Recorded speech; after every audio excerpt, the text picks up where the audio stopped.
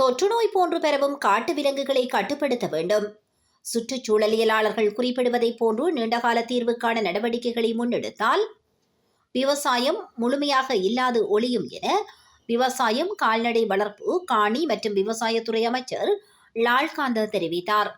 கண்டி மாவட்ட ஒருங்கிணைப்பு குழு கூட்டத்தின் பின்னர் ஊடகங்களுக்கு கருத்து தெரிவிக்கும் போதே KD லால்காந்தா இவ்வாறு குறிப்பிட்டார். அங்கு கருத்து தெரிவித்த அமைச்சர், வனவிலங்குகளால் பயிர்கள் சேதமடைவதை தடுக்க ஒவ்வொரு கிராம சேவை களத்திலும் விவசாய சேவைகள் திணைக்களத்தின் கீழ் பதிவு செய்யப்பட்ட விவசாய அமைப்புகளின் பிரதிநிதிகளை கொண்ட ஒரு பிரிவை நிறுவ நடவடிக்கை எடுக்கப்படும். இப்பிரச்சினையை விவசாய அமைப்புகளின் பிரதிநிதிகள் சரியாக இனம் கண்டு அவர்களின் முன்மொழிவுகள் மூலம் இப்பிரச்சினைக்கு வழங்கப்பட வேண்டிய தீர்வுகள் கண்டறியப்பட வேண்டும். அடுத்த ஒருங்கிணைப்பு குழு கூட்டத்திற்கு முன்மொழிவுகளை பெறுமாறு விவசாய சேவைகள் திணைக்களத்திற்கு விவசாய அமைப்புகளின் பிரதிநிதிகள் அறிவுறுத்தியுள்ளனர்.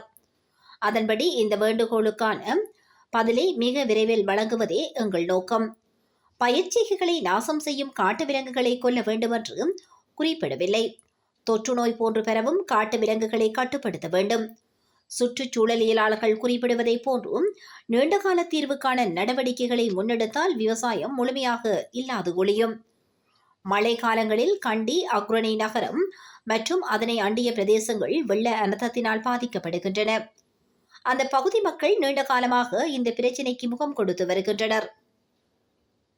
அக்ரணி பிரதேச வெள்ள அனர்த்தத்திற்கு தீர்வு காண கடந்த காலங்களில் முழுமையாக எந்தவொரு செயல் திட்டங்களும் முன்னெடுக்கப்பட்டிருக்கவில்லை.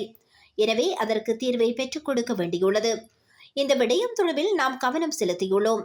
முதல் கட்டமாக சட்டவிரோதமாக நிர்மாணிக்கப்பட்டுள்ள கட்டிடங்களை அகற்றுவதற்கு நடவடிக்கை எடுத்துள்ளோம்.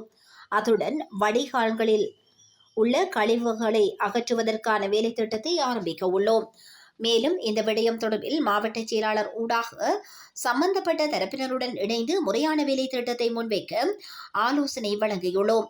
அத்துடன் அந்த திட்டத்தை அடுத்த மாவட்ட ஒருங்கிணைப்பு குழு கூட்டத்தில் முன்வைக்குமாறு அறிவுறுத்தியுள்ளோம். அதன் ஊடாக எமக்கு இந்த விடயத்தில் தலையீடு செய்து தீர்வு காண முடியும் என்றும் அவர் தெரிவித்துள்ளார்.